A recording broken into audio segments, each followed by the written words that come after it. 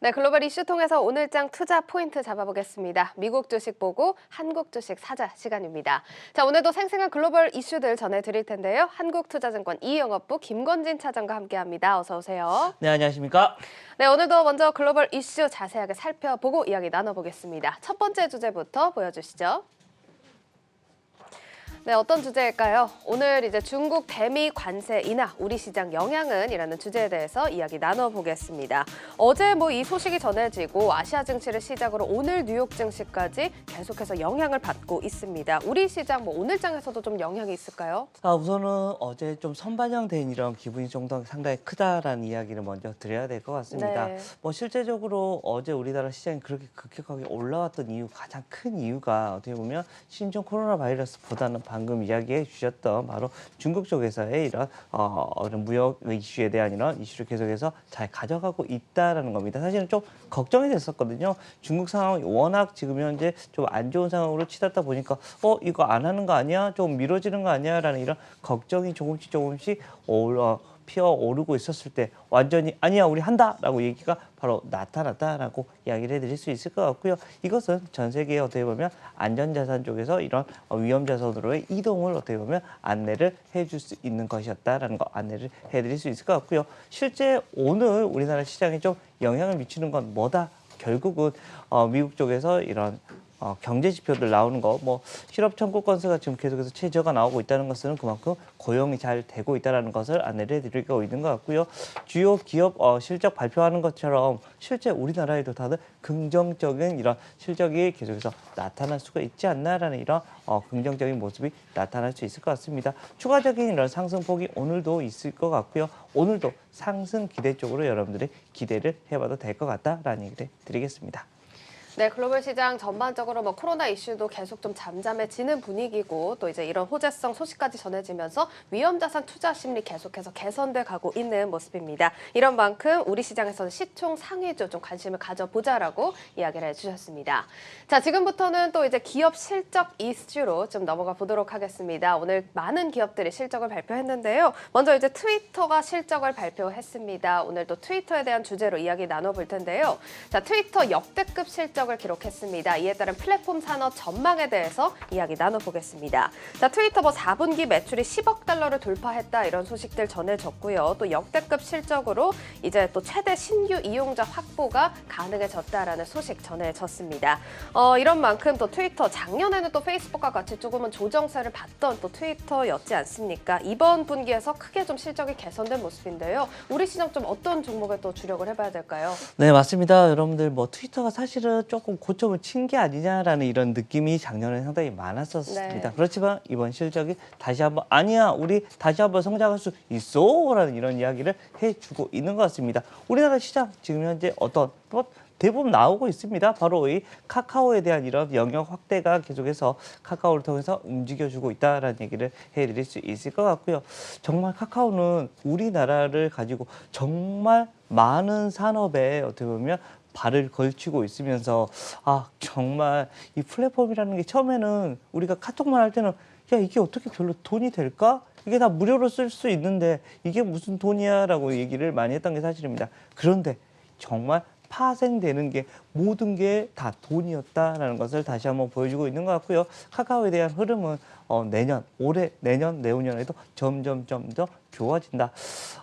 좀 미래로 가면 그런 생각도 듭니다. 지금 현재 우리나라의 대장은 누굽니까? 삼성전자라고 얘기를 할 수 있는데 조금 시간이 좀 지나면 바로 카카오하고 네이버가 우리나라의 어떻게 보면 이런 재계를 좀 어떻게 보면 앞서 나갈 수 있지 않을까라는 생각을 할 수 있을 것 같고요.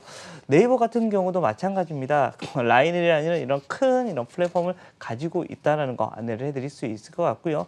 라인이 일본에서 넘버원, 아시아의 어떻게 보면 여러 개국에서 지금 현재 넘버원을 차지하고 있다는 것은 결국은 카카오는 우리나라에서는 1위지만 여타 다른 세계에서는 별로 인지도가 별로 없다. 그렇지만 라인 같은 경우는 정말 이제 앞으로 세계적으로 좀 뻗어가는 SNS를 지금 현재 나타나고 있다는 점에서 네이버가 좀 더 좋아질 수 있는 모습, 즉 카카오와 네이버가 이쪽 시장에서 계속해서 열심히 움직여주고 있을 것이다라는 거. 여러분들도 이 SNS 다 하고 계시니까 주식도 이쪽에 좀 관심을 가져주시는 게 맞다라는 얘기를 드리겠습니다. 네, 뭐 말씀해 주신 대로 트위터가 정말 이번 분기 실적, 이제 호실적을 기록하면서 다시 한 번 더 성장할 수 있다, 이런 가능성을 보여준 실적인 것 같습니다. 그런 만큼 카카오톡 그리고 네이버, 라인 이렇게 수혜 종목으로 좀 관심을 가져보자라고 이야기해 주셨습니다.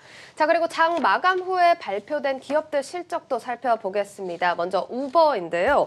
자, 우버도 역시 호실적을 기록을 했습니다. 공유 경제 기대되는 수혜주를 또 꼽아보는 시간 가져볼 텐데요. 우버 같은 경우 주당 손실 이제 예상치보다는 조금 더 낮게 나오면서 호실적을 기록을 한 상황이고요. 특히나 음식 배달 서비스 매출도 71%나 증가한 것으로 알려졌습니다.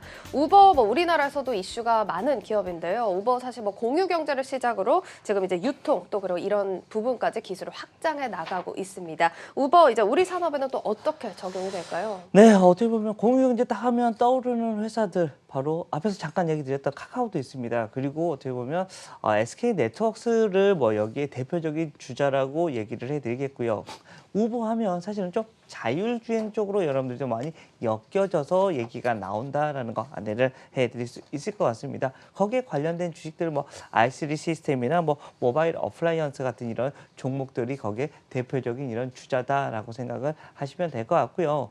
실제 공유 경제는 앞으로 더 커질 수밖에 없다라는 거 안내를 해드릴 수 있을 겁니다. 어떻게 보면 쉐어하는 의미, 어떻게 보면 우리가 실제로 그 물건을 갖는 것보다는 우리가 공유해서 자기가 쓰고 싶을 때만 쓴다라는 점, 이거 어떻게 보면 자원의 효율적 이런 배분이 된다는 점에서 앞으로도 더 커질 산업이지 좀 쪼그라들지는 않습니다. 최근에 뭐 이런 우버하고 비슷한 이런 시스템을 좀 많이 도입했던 것에서 좀 축소시키고 있는 이런 여러 가지 규제가 많이 나타나는데 결국은 아마도 이런 규제도 다 풀어질 수 있지 않을까라는 생각을 하면서 앞으로의 이런 성장성이 있는 어떻게 보면 이런 공유 경제에 대한 이런 관련된 주식들도 여러분들 계속해서 관심 있게 보셔야 된다라는 얘기를 드리겠습니다. 네, 우버 지금 뭐 공유 경제부터 시작을 해서 자율주행 그리고 유통까지 사업을 확장해 나가고 있습니다. 우버 같은 경우 시간의 거래에서 현재 4% 넘게 급등하고 있다는 점까지 좀 참고를 해보시면 좋을 것 같고요. 또 이제 관심 종목으로는 SK 네트워크스, i3 시스템 그리고 모바일 어플라이언스까지 좀 관심을 가져보시면 좋겠습니다. 우버 시간의 거래에서 4%대로 상승하고 있다는 점 유념을 해보시면 좋겠습니다. 자, 그리고 다음 종목도 확인을 해보도록 하겠습니다. 어떤 기업이 또 실적을 내놨을까요? 네, 액티비전 블리자드 역시 호실적을 기록을 했습니다. 이에 따른 게임주들에 대한 전망도 이야기를 나눠볼 텐데요. 자, EPS 매출 모두 예상치를 상회했습니다. 특히나 콜 오브 듀티 이제 신규 게임이 성황리에 런칭이 됐고요. 또 이제 구글과 e스포츠 독점 중계권까지 올해 이제 이런 사업들이 또 이제 성장성을 보일 것으로 보여지고 있습니다. 우리 시장 게임 관련주 또 어떤 영향을 받게 될까요? 자, 우선은 좀 긍정적이다라는 얘기를 해주고 있습니다. 어떻게 보면 제가 어릴 때 막 정말 스타크래프트 때문에 네. 정말 열광을 하던 시절이 있었습니다. 여러분들도 혹시 있지 않나요? 어떤 게임에 어떻게 빠지면 어떻게 된다는 거 여러분들 잘 알고 계실 겁니다. 물론 게임 중독이나 이런 게 아니라 그냥 여가 차원을 좀 즐기는 거 좋다라는 거 안내를 해드릴 수 있을 것 같고요. 실제 우리나라의 게임에 관련된 거 보면 뭐가 있습니까? 대표적으로 누구? 바로 NC소프트다라는 거 이야기를 해드리겠고, 레이지 2M에 생각보다 잘 움직여주고 있다라는 것을 여러분들께 계속해서 얘기해주면서 실제 게임사들은 어떤 식으로 매매를 해야 된다. 실제적으로 새로운 게임이 나오기 바로 전까지 매매를 하는 겁니다. 그리고 게임이 나오면 그때부터 좀 매도가 좀 많이 나오는데 NC소프트처럼 좀 다르게 게임이 나오고 올라가다가 게임이 나오자마자 좀 급락이 되긴 시작했습니다. 그렇지만 게임이 워낙 잘 되니까 다시 한번 계속해서 신고가의 흐름이 계속해서 나타나고 있는 것처럼 이런 식으로 여러분들이 게임의 룰을 조금씩 바꿔보는 것도 괜찮다. 그리고 중국 쪽 판호에 대한 얘기가 나올 때마다 이 게임 관련된 주식들은 여러분들이 계속해서 관심을 가져주셔야 된다는 거. 최근에 뭐 중국 쪽이 우리나라하고 이제 한한령이 점점 풀려주면서 그쪽도 게임주들도 분명히 여기에 수혜주들이 될 수 있을 것 같다라고 얘기를 해드릴 수 있을 것 같습니다. 지금 당장은 지금 현재 중국 상황이 워낙 좋지 않다 보니까 조금 미뤄졌지 어떻게 보면 한한령이 다시 시작되거나 이러지는 않고 있다는 거 여러분들 잘 기억하시면요. 좀 단기보다는 중장기적으로도 여러분들 게임 관련된 업체들도 관심을 가져보자라는 얘기를 드리겠습니다. 네, 이 게임 관련주가 또 코로나 바이러스 이제 이슈 때문에도 또 이제 네네. 계속해서 또 좋은 전망이 또 예상된다라는 월가 분석도 나오고 있는 상황인 만큼 또 계속해서 지속적으로 관심을 가져보셔야 할 것 같고요. 여타 기업들의 실적 상황까지 계속해서 주목을 해보시면 좋겠습니다. 자, 오늘 말씀 한국투자증권의 김건진 차장과 함께 나눠봤습니다.